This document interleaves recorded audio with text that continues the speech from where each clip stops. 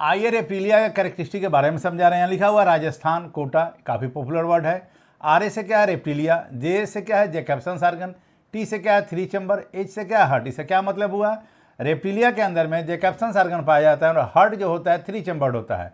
दूसरा है कोटा, के से क्या है किडनी, ए से क्या है एडल्ट किडनी मेटानेफ्रिक, ओ से क्या ओविपेरस।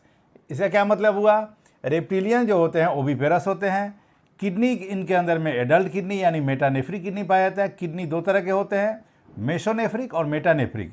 मेटानेफ्रिक एडल्ट किडनी को बोलते हैं मेटानेफ्रिक और एम्ब्रियोनिक किडनी को बोलते हैं मेसोनेफ्रिक। तो यहाँ से नीट का क्वेश्चन का जवाब मिला आपको।